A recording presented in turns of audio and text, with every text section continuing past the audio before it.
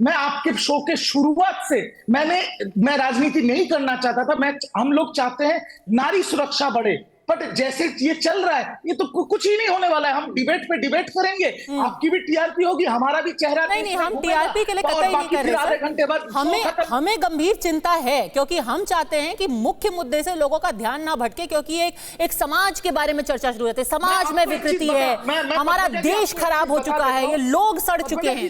Sir, लोग हर दुनिया के हर देश में सड़े हुए हैं, इसीलिए कानून होते हैं। कुछ लोग सड़े हुए होते हैं हर देश में, हमारे देश में भी हैं, पर अगर कानून का पालन किया जाए और कानून का इस्तेमाल करके उनको सजा दी जाए। अब देखिए ना, विवेक श्रीवास्तव यहां अभी 15 मिनट से भाषण दे रहे थे कि कैसे समाज सड़ गया, देश बकवास हो गया, और खुद इनके विधायक है वहां पर। और मैं बताना चाहती हूं, संगीत रागी जी, आपको भी पता ही होगा, विधायक है उनके मुकेश, एक्टर भी हैं, उनके खिलाफ नामजद एफआईआर हुई है बलात्कार करने की। जब वामपंथी नेताओं से केरला में पूछा गया क्या आप इनका इस्तीफा मांगेंगे, तो क्या बोला उन्होंने? सीपीएम ने कहा हम क्यों इस्तीफा दें, कांग्रेस के भी तो 2 विधायक हैं, उन पे भी बलात्कार के आरोप है, जब वो नहीं दे रहे तो हम क्यों दें। ये तो आपकी राजनीति है, टीवी पे आकर के आप बड़ी बड़ी बातें करते हैं समाज के बारे में। बस इसमें मुझे एक ही छोटी टिप्पणी करनी है। देखिए, आंकड़ों के खेल में मत जाइए। कॉमरेड एनी राजा का वक्तव्य सुना नहीं है? एनी राजा को चुप करा दिया गया। करके बोलिए। एनी राजा के मैं पढ़ करके ही आती हूँ, आज के पेपर में है कि एनी राजा को चुप करा दिया गया। उनकी पार्टी की लीडरशिप ने बोला एनी राजा का बयान उनका व्यक्तिगत मत है, चुप होने वाली है। हम अपने विधायक से इस्तीफा नहीं लेंगे, एनी राजा को चुप रहना चाहिए, आपकी पार्टी ने बोला है।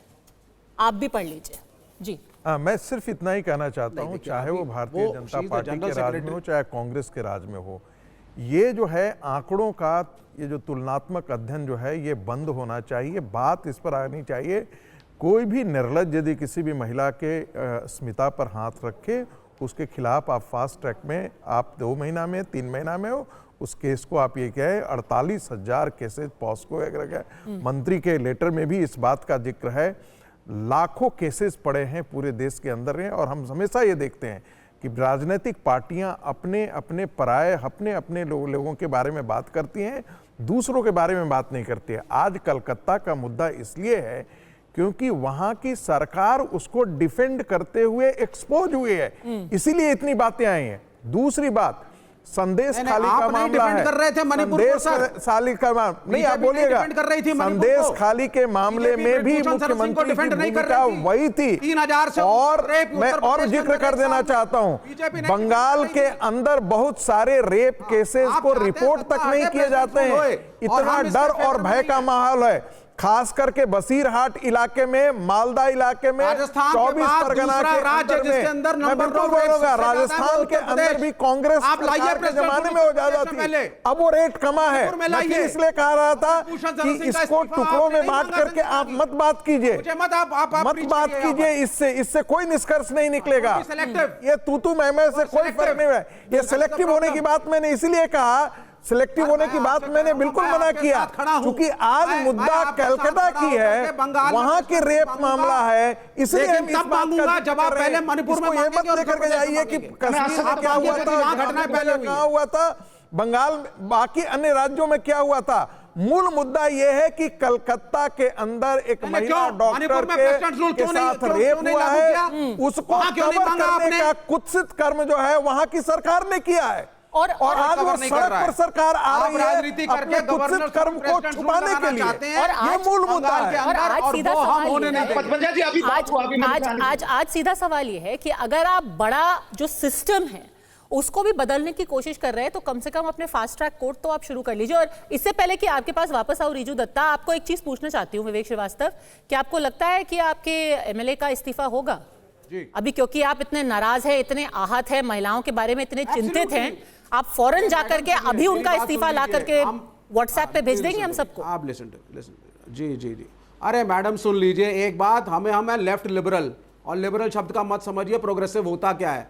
अगर एमएलए की गलती निकल गई ना पार्टी में, हम ही लटका देंगे। ये है एफआईआर है उनके ऊपर नामजद रेप का। भाजपा की तरह नहीं है कि ब्रजभूषण सरेंगे एक सीट के चक्कर में, आरोप नहीं है, एक सीट के चक्कर में एफआईआर है। आपको पॉश एक्ट पता है, वो मैं आपको विजुअल दिखाना चाहती हूँ। अरे सुनिए मैडम, पहले मेरे को बोलने दीजिए जरा। आपको विजुअल दिखाना चाहती हूँ। आपको पता है कल महिला कांग्रेस ने, महिलाओं ने तिरुवनंतपुरम में जब मोर्चा निकालने की कोशिश की, आपकी पार्टी ने उनको वाटर कैनन से मारा सर, कैनन से महिलाओं पर वाटर कैनन से मारा। अब आप सुन लीजिए, ये तो महिलाओं की चिंता है ना।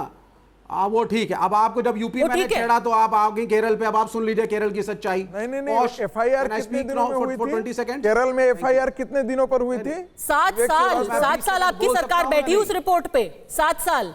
केरल में एफआईआर कितने दिनों के बाद हुई थी? विवेक श्रीवास्तव, विवेक जी कितने? मैं बोल सकता हूं या नहीं बोल सकता हूं? मैडम वरना को प्रवक्ता बना दीजिए लेफ्ट का। वो अभी इस्तीफा घोषित करने वाले। अब आप सुन लीजिए, संगीत राय की सुन लीजिए कि बाबा सुन लीजिए, पहली चीज don't jump like kids, okay, and be matured. POSH act 2013 के बारे में जरा संगीत रागी मुझे बताएंगे that what is the ideal time period for a complaint to be filed for a police investigation? बताओ जरा पहले मुझे। सिर्फ आपसे बताओ ना संगीत रागी, कूद रहे हो, बताओ, तुम्हें क्लॉज कोई मालूम नहीं है, कूदे जा रहे हो। पॉश एक्ट 2013 सिर्फ एक जानकारी चाह रहा था लोग, महिलाएं यदि जा करके यदि प्रदर्शन कर रही हैं, वैसे तो बड़ा ह्यूमन राइट्स फाइल करनी थी। अरे मैं तो कह रहा हूं विमेन फॉर सिनेमा, सर सुन लीजिए, विमेन ऑफ सिनेमा कंसोलिडेटेड ने जब चीफ मिनिस्टर को 2017 में अप्रोच किया और रिक्वेस्ट किया तो हेमा कमेटी हमने लागू करी। 2022 में कोरोना के बाद जब लागू करने जा रहे थे, एक फिल्म एक्ट्रेस जिसके साथ आघात हुआ था पहले, उसने कोर्ट में जाकर के कि उसकी आइडेंटिटी भी सामने आएगी, उसको रोका। मालूम है तुम्हें ये? फिर एक प्रोड्यूसर ने रोका, गवर्नमेंट उसको रिलीज कर रही थी। सुनिए इस बात को आप।